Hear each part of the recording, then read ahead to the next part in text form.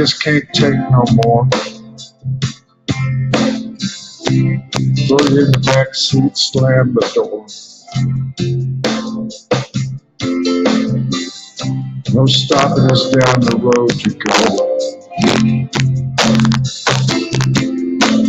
Good time to lose.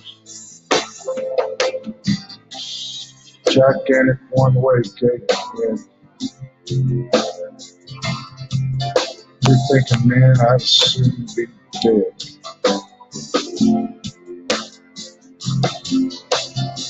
They decided to give you life instead. The sanitary. The old nurse, all dressed in white, slapped you on the table in the middle of the night and strapped you down real tight.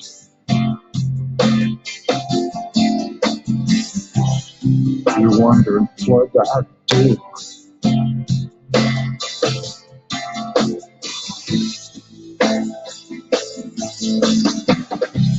They hold you down, make sure you're clean. Wrap you up in hospital cream. Shoot you full of poison.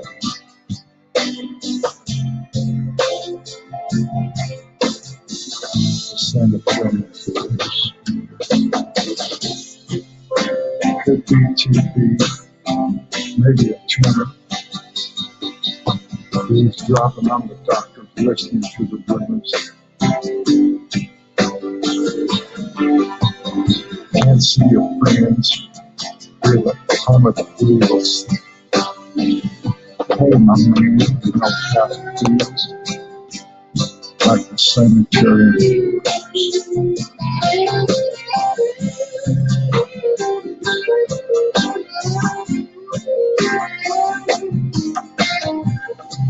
Then upon some sunlit day, they figured there's no need for you to stay. They're pretty sure you can't be cured, so they send you on your merry way. You hit the pavement, hang around, nobody's on the outside to be found.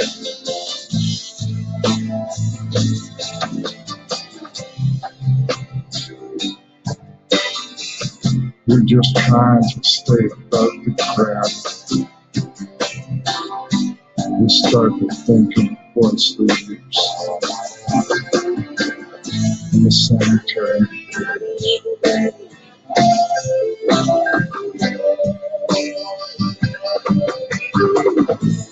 The sanitary.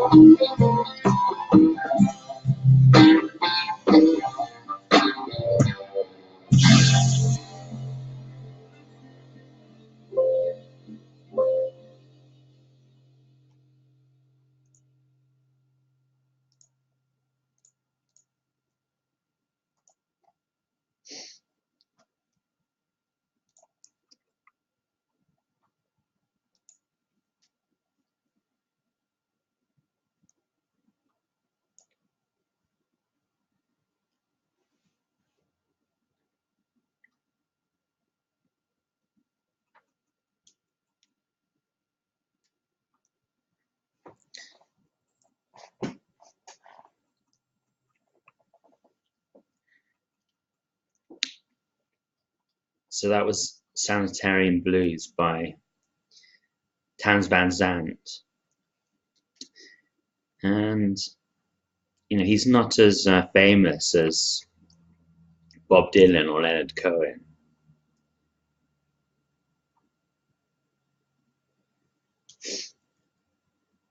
But he was equally as good,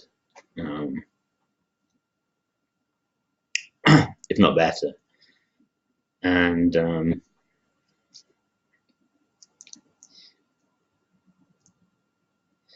those who aren't aware of him, that song was actually a true story. He was also very badly iatrogenically damaged by his treatment by psychiatry.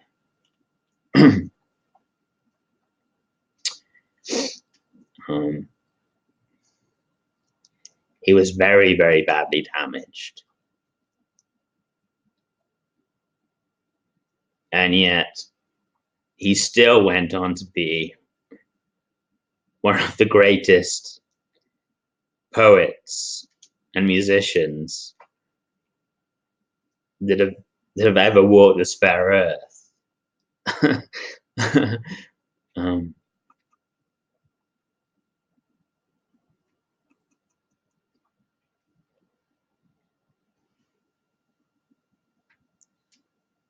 So the same thing can happen twice.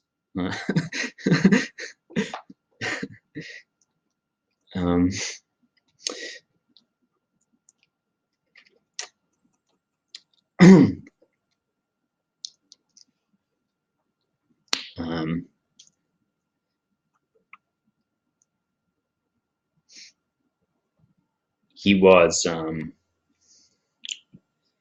deeply traumatized, and he felt that he was kind of like in a living hell for most of his life, or at least in limbo. He described it as one of those two. I forget which. For most of his adult life, because he was quite young when he was a section like me. Although he was still capable of creating these absolutely beautiful melancholic songs,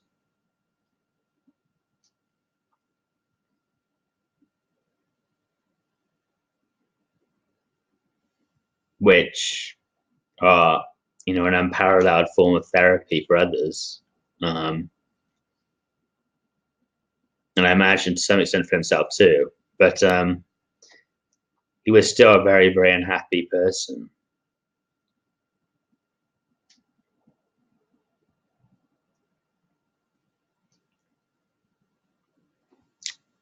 Because if you see him in videos after it happened,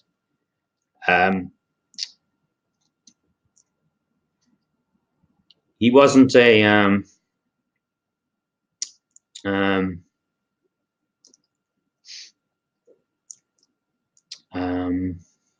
although he was he's very handsome and good looking, and and he was a very intelligent, smart guy, and in many ways probably did have quite a lot of charisma.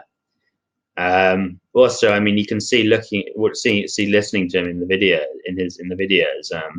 interviews and such afterwards, that he was a damaged kind of a guy who didn't quite have the, I don't know, the kind of the overpowering kind of manly strength that you might imagine in such a magnificent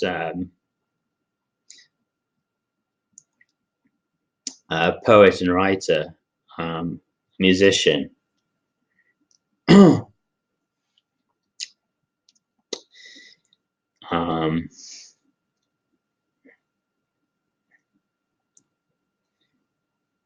Because I'm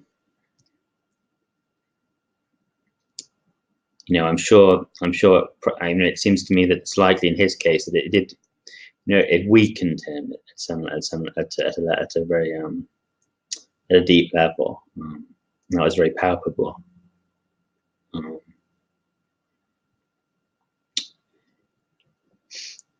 We become like damaged birds, in a certain respect.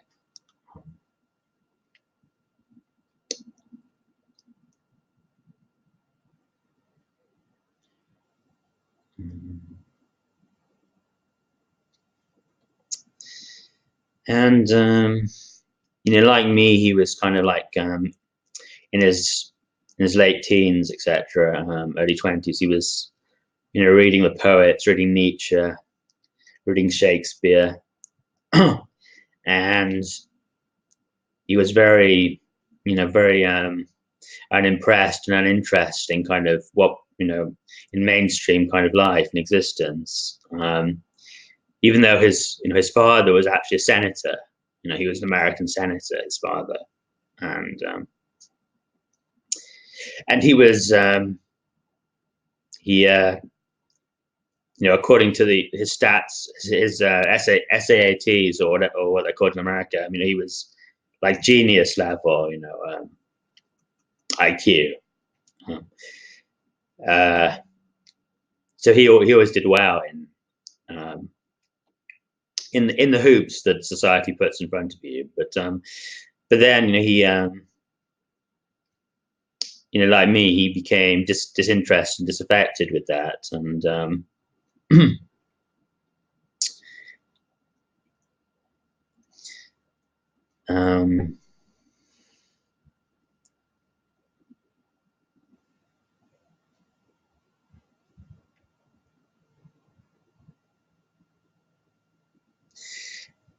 and he became kind of nihilistic, like I was. It really seems to people, to certain, like, particularly, I suppose, very kind of, privileged young men, who and it's not their fault. It's not our fault. But when you have what other people, kind of consider important already, the ordinary things that people strive for, like,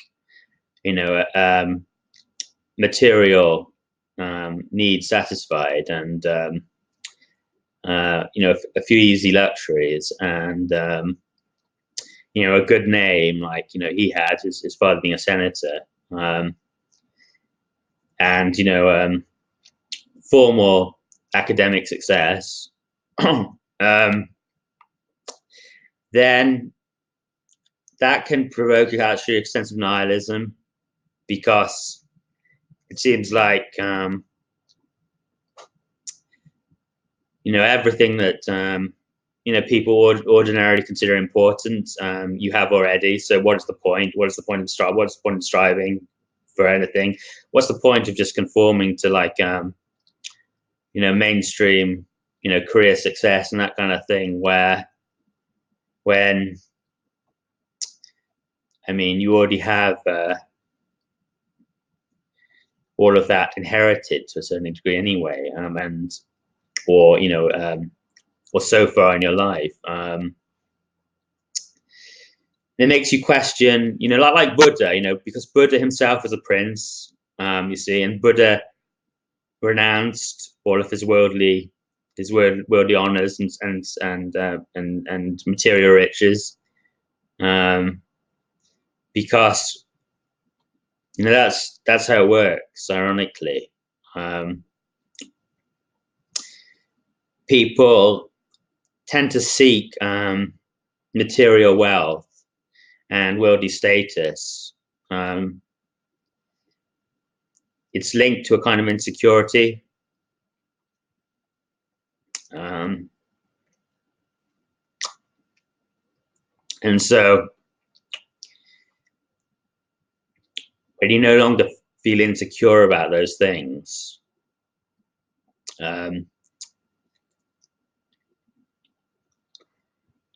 it makes you ask sort of higher questions and seek for, like, deeper meaning in life.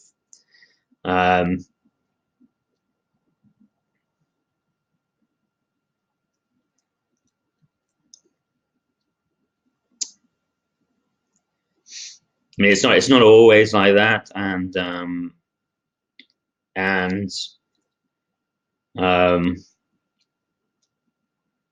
it doesn't always have to be like that.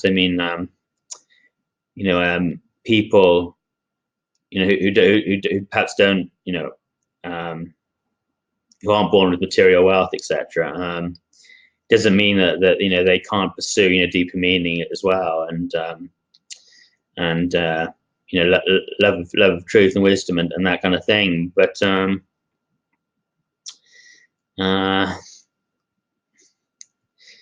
it's the classic case that people want what they don't have,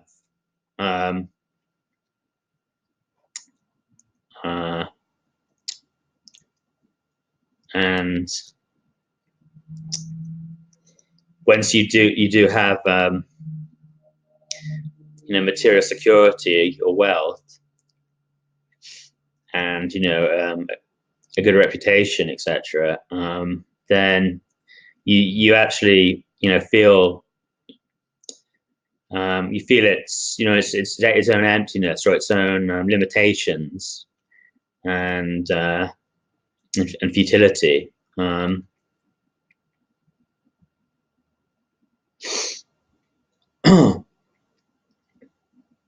And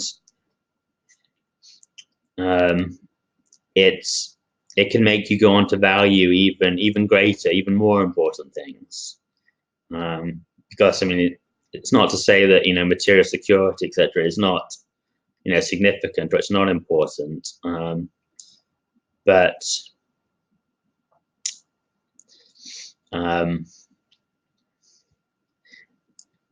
there are in fact it's generally considered by philosophers throughout the ages, and it's in fact quite accurate that there are inner riches, and things of deeper value.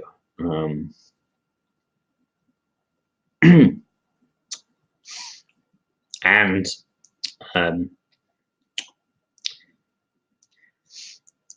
these things are lacking in our conventional education system.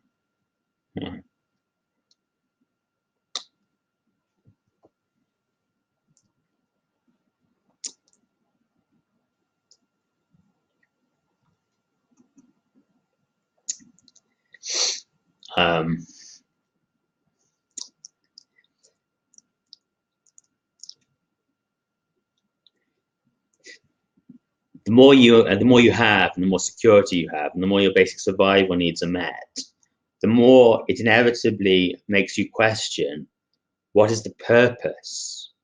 How should I use this power that I have? How should I use all these resources that I have?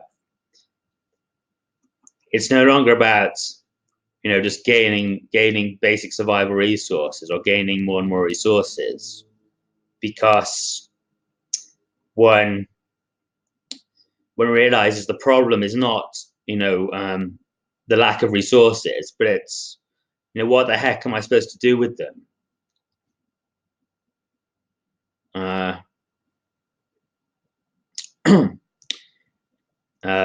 Because power and resources can so often be wrongly employed or abused or however you want to phrase it.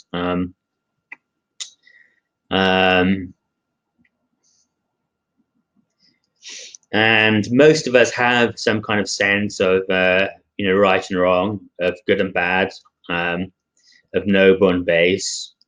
We have some kind of inherent conscience or sense that it's important to do things in the right way,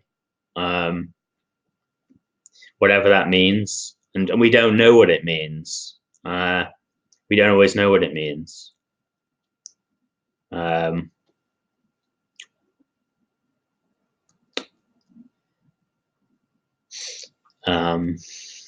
But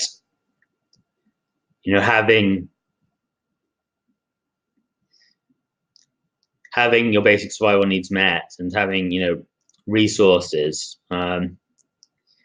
makes one pay much more attention to the question of what is the purpose of it.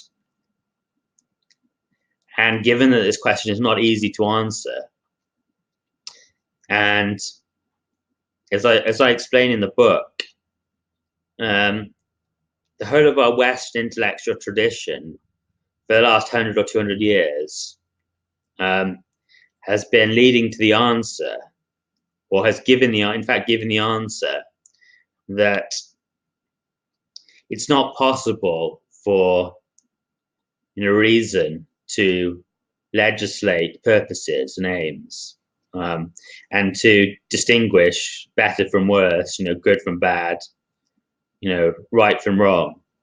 That's where the thought of Nietzsche or Max Weber, our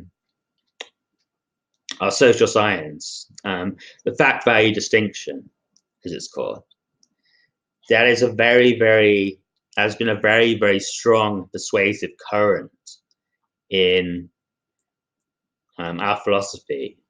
For people who take these things seriously.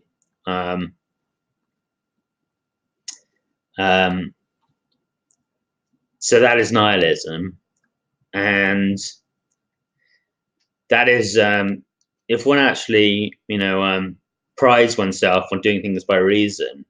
That is a devastating blow. That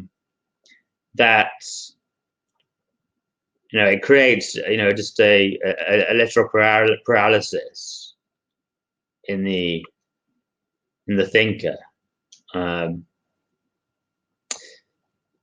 those who take these things seriously, because obviously a lot of the people who meddle in philosophy and scholarly academic pursuits, they don't really take them too seriously. They're just like they're scribblers, earning their paychecks, etc., etc. But for those of us who aspire to a kind of a unity between our thought and our action, and our thought, our ideas, and our lives, these are very life-changing kind of thoughts and events. So if you literally believe that the fact value distinction, and you can't distinguish between right and wrong, or purposes in any way, then that means that one can no longer decide on any action.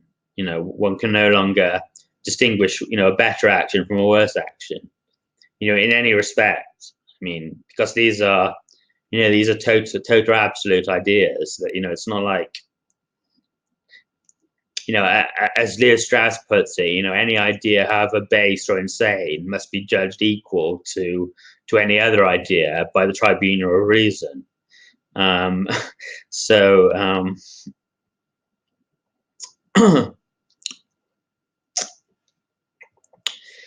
so this is something that actually lives in the minds of people like me and in Townes Van Zandt. We are like we're looking down into the abyss, and we're just seeing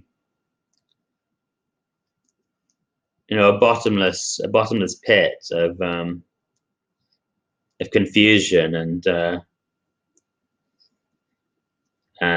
not knowing how to proceed.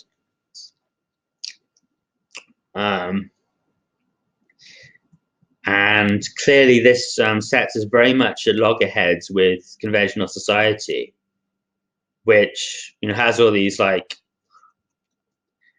customs and strictures, which they're not only kind of like demanding and asserting that so there are things which are right and things which are not, and things which are not right, but they're also very petty and stupid in themselves. So it's a very incensing and absurd condition that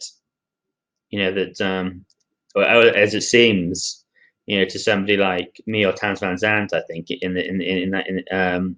faced with this kind of society, with this imbibed wisdom from the actual philosophical traditions, which most people just neglect. And that can lead to contempt and scorn for society and society's strictures and mores and customs, and a very easy and with a very clear conscience, acting out in certain ways which most people, find bizarre, and can well get you labeled insane.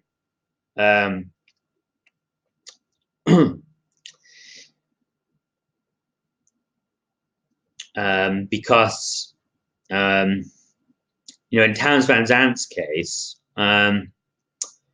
his case is in fact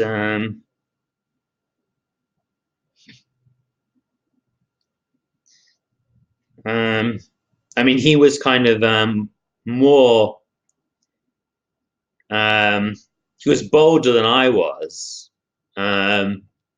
really, because I actually was very, very concerned with my own kind of self-preservation and my self-care, despite what other doctors think. I was hypochondriac. That's how my situation did. I was becoming hypochondriac. Whereas Townes Van Zandt was becoming just like extremely courageous and bold, and indifferent to his kind of physical self-preservation, because how his psychiatric affair came about was, he had been kind of, I think, isolating himself and kind of drinking alcohol, and I don't know, maybe possibly liaising with certain women folk. I don't know. I'm not sure about that, but that's what one of the songs would indicate. But he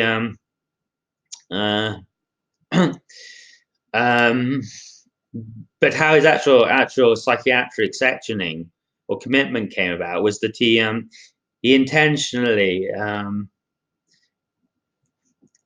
he was sitting on a chair, and he just it's a chair above a flight of stairs, and he just thought, I'm just going to lean back and see what happens, and drink in the experience.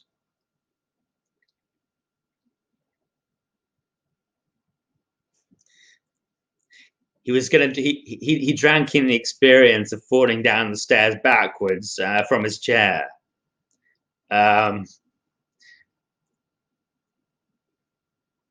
So that was a very courageous and bold thing to do, in the name of kind of experimentation, spiritual experimentation, because that's certainly an aspect, when once you start realizing the pettiness and the idiocy and the irrelevance of conventional custom and so-called morality, it makes you privilege experience to a far greater extent. That's how the phenomenology, I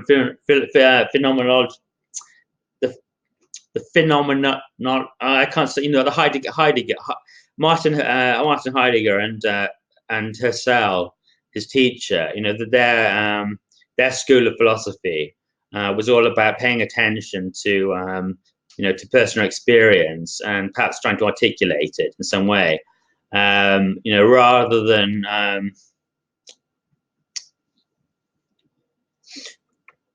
conventional philosophy, which was more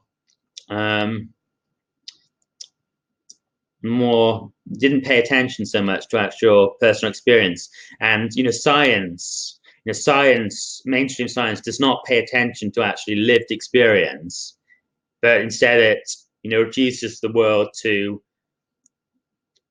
simply numerical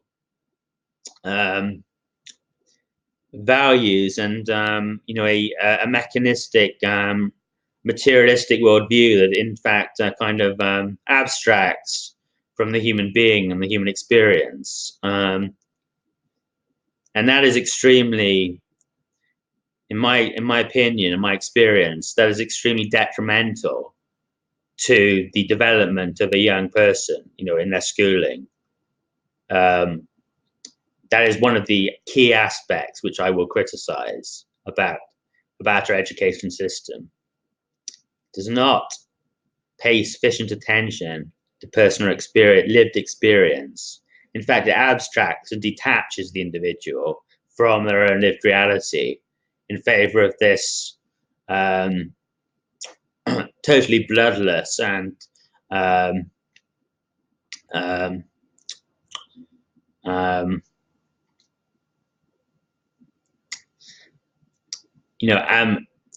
totally abstract, materialistic, reductionist, and numerical way of approaching reality, or so-called reality, that undermines our own individuality and our own life force.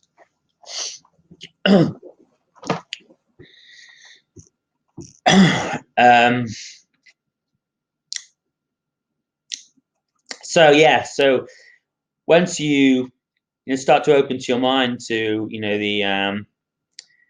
the arbitrary nature of society's diktats and the fundamental uncertainty and or complete and utter doubt and undefined nature of the purposes of our existence, that can lead to a much more experimental and an attitude that really privileges experience.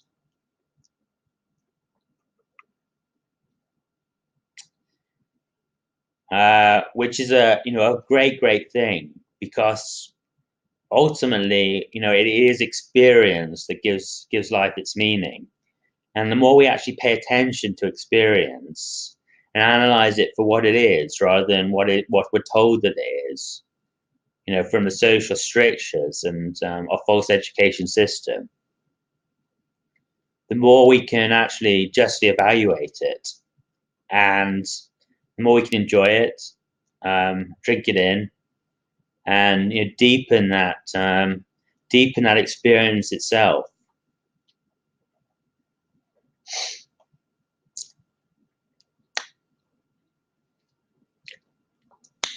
And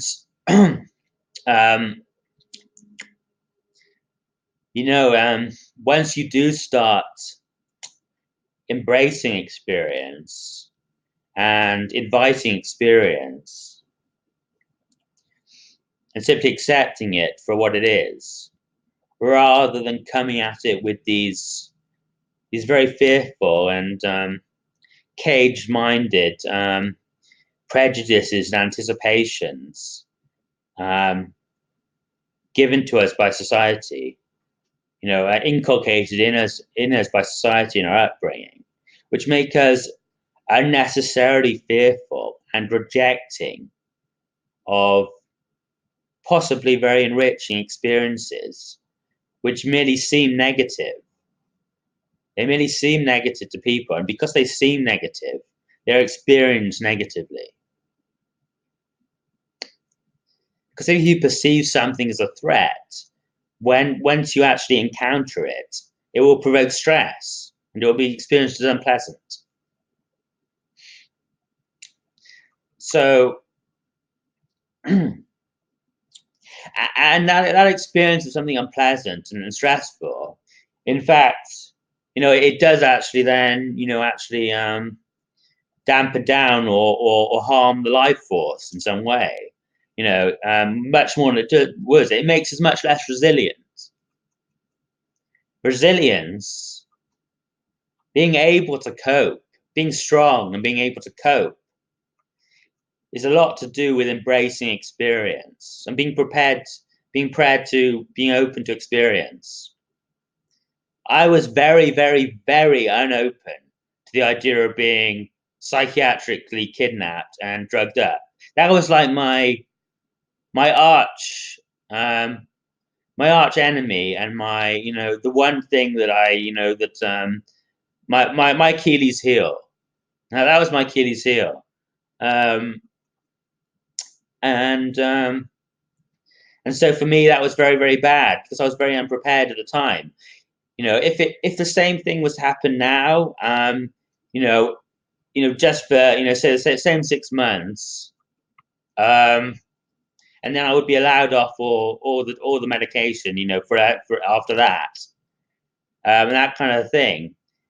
It wouldn't do nearly as much damage to me now, even though I'm kind of older and weaker to a certain extent, because I'm far more prepared. Even though I'm so traumatized by the whole thing, and it sticks in my mind still as a terrible, terrible thing because I have such negative associations with it. The fact is, I'm much more now in a state where I'm more kind of resilient. Um, I'm more mature, more articulated and confident in my own understandings of myself. Um, and so it would do pretty, would be do negligible. The damage it would do would be very negligible now.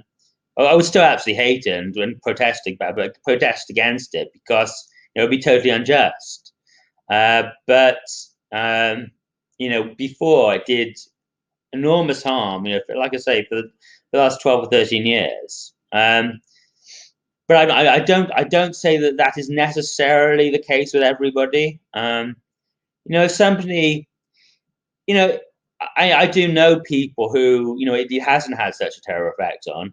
If somebody has a submissive manner and they have huge respect or something for the medical profession, they don't have the reservations that I had, and they kind of maybe just want some attention from those in authority. They feel you know uh, they don't trust themselves. They feel lonely, and um, they um,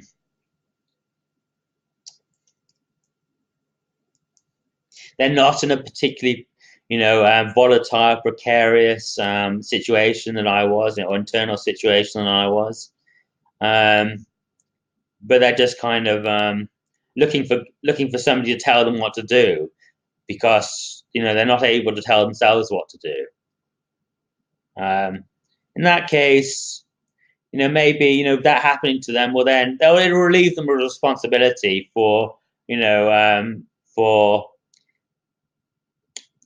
their own lives for a while, and it will, um, in that case, it may take a weight off their mind. Um, uh, but if somebody has a very concerned attitude towards this kind of thing, and they're actually very sure of what they're doing, and they strenuously object to the treatment, so-called treatment. Um, as is probably the case in, like I say, tens of thousands in the UK alone each year, because these are people who are by definition being taken against their will. In the vast majority of those cases, it's going to be extremely, extremely, extremely harmful, like it was with me, because doing something strongly against somebody's will in that way, it's a violation by definition. Human beings are not made to be road roughshod over in that way, uh, and they may well have something very, very important going on with them, which you don't understand, you don't know about properly, and your interference is going to cause absolute havoc and destruction with that. And they're going to be left picking up the pieces for years and years afterwards.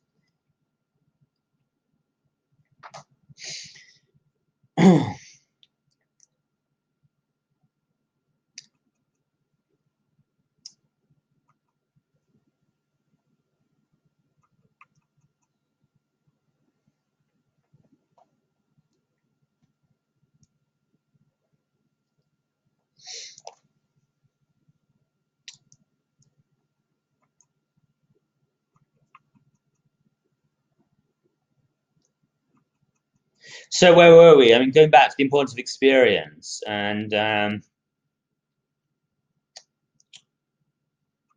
yeah, and preconceptions. It just stands to reason that you do not. I mean, you are particularly careful about not, enforcing or, maybe even, kind of introducing something which somebody has a very strong objection and aversion to, into their life. And if you do, that's generally going to be much more unhealthy than somebody who has considers it a bit of a treat, or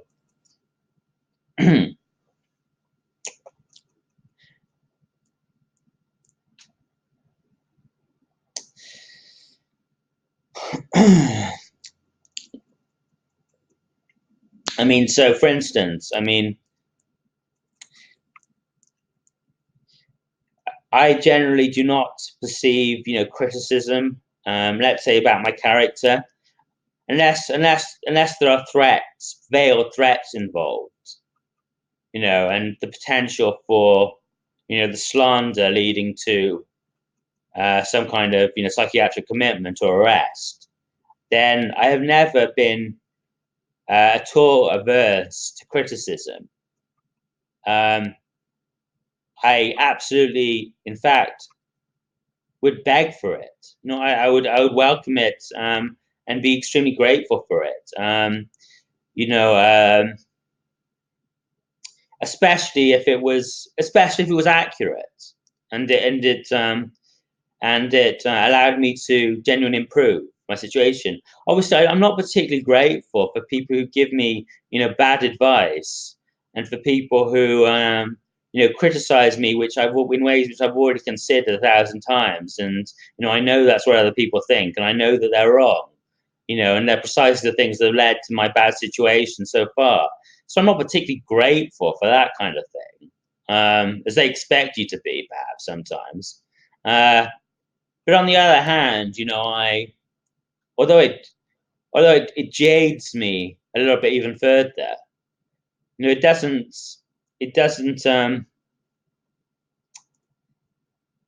I don't know. I don't feel emotionally wounded by it, or particularly object to it. Aside from if it's, if it contains, possible, threats of violence involved, uh, at some point, down the road, because I've learned, although I was initially very, very receptive and welcoming of criticism, my experiences have taught me that it's actually dangerous to, invite people's contempt and to allow them to express contempt towards me, uh, because that leads eventually to violence. Um, it's not because I don't like criticism. It was the opposite. I I loved criticism. I was always pining for criticism, but I never got it. Um, and um, but because I was so self-effacing, because I didn't defend myself, but rather just shrugged my shoulders, um, and bowed my head, perhaps. When people did express contempt for me, and maybe they did insult me, and that kind of thing. And then obviously with the psychiatrists, it really got out of control. Um, they just thought that I was like a pushover, and eventually they completely trampled on me.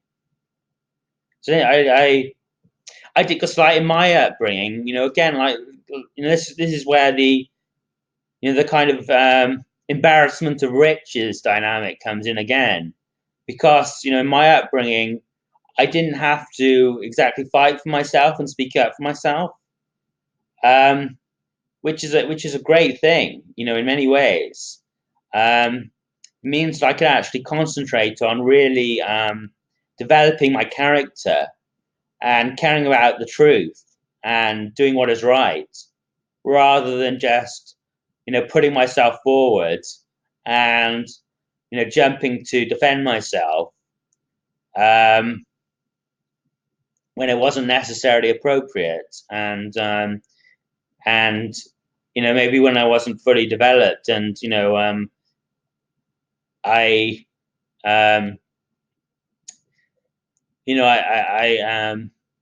because if you defend yourself too easily, too soon, you maybe don't develop. You don't, maybe not self-critical enough, so you actually achieve real truth.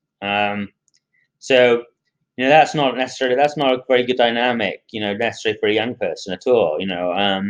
But on the other hand, if you're kind of so out of the habit of like self-assertion and putting yourself forward, then eventually that can lead to real great problems, because people at a certain age, at a certain point, they just they don't understand that you have like greater depths and greater and higher ambitions and higher interests. They don't respect those. All they see is somebody who they can insult and get the better of, and they may well take you to extreme and absolutely destroy you, like the psychiatrist did to me.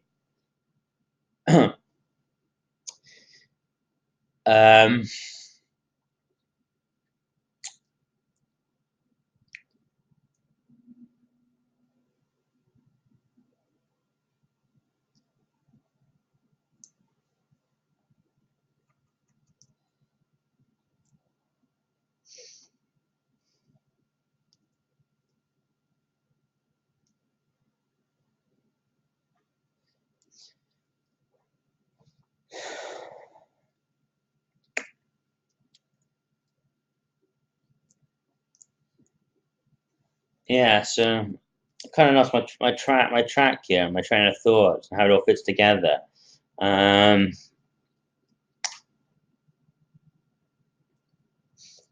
mean, just going back to Townes Van Zandt, because I won't have time for anything else now in this video. But in his case, yeah, he fell down the stairs backwards off his chair on purpose, and he cracked his head at the bottom of the stairs. But in fact, that didn't particularly hurt him. He found an interesting experience. He didn't like he thought he would, and it didn't even hurt. That's what he said. It didn't even hurt. So like that shows, if you are actually open to an experience and you go with it the whole way, a seemingly a very detrimental or dangerous experience can actually leave one totally unscathed. But it didn't leave him unscathed, because the stupid psychiatrist or his parents then had him sectioned, committed, where he received heavy doses of insulin shock therapy, which is where they flood your system with insulin, which like they give to diabetics, which completely messes up your system, and causes brain damage. And then it's combined with electric shock therapy. And this was the treatment of this philosophic nihilistic conundrum that the Townes Van Zandt was dealing with. The true source of his kind of reckless behavior.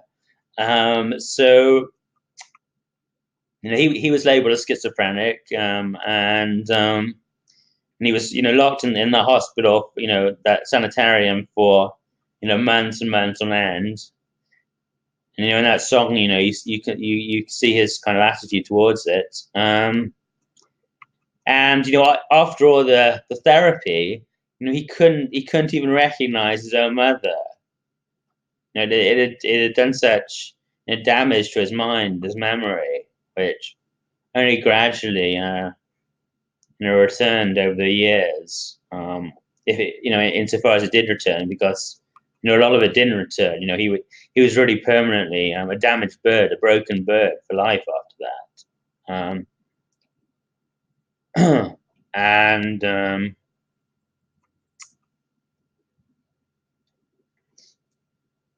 yeah, so I mean, here we have a case of like a real genius, like the world has never seen, almost already seen.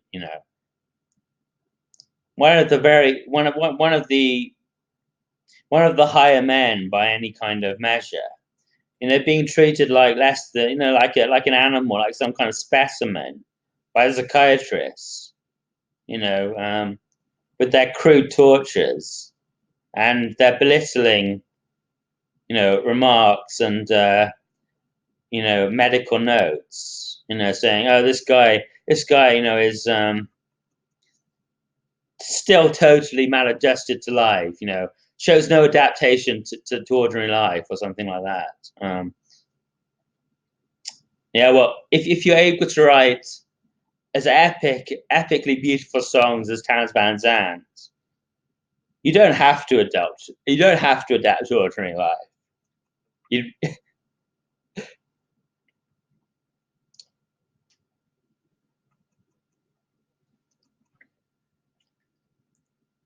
there's no reason to adapt to ordinary life. The job of great artists and philosophers is to make ordinary life, to raise it up a bit, raise it up to your standard. It's not for you to conform to their low mundane level.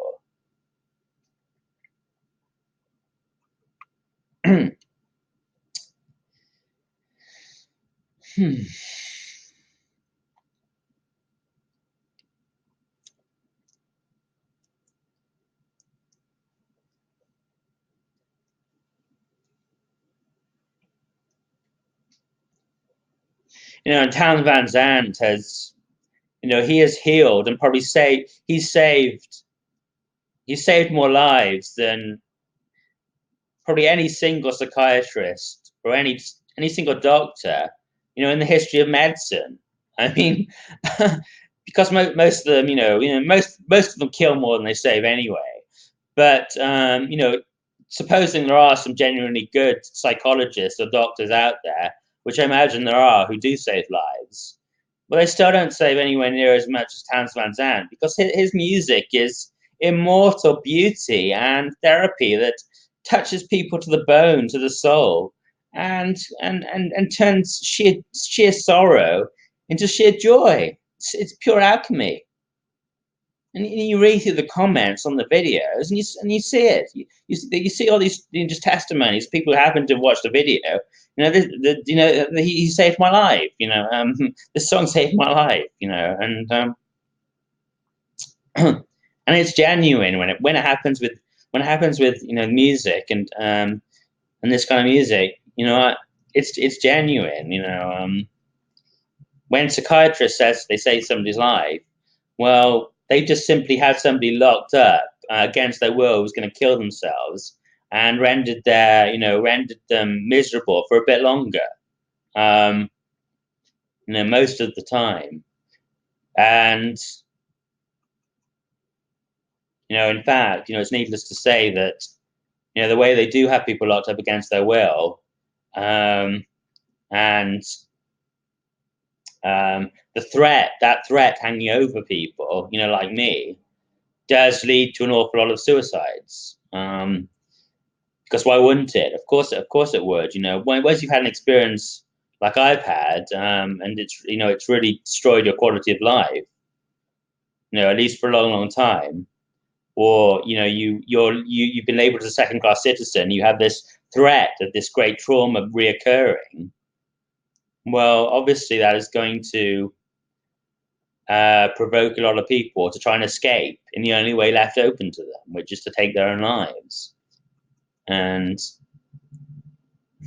that's obvious. And I hope that I don't even have to argue such a thing, because it's so absolutely obvious.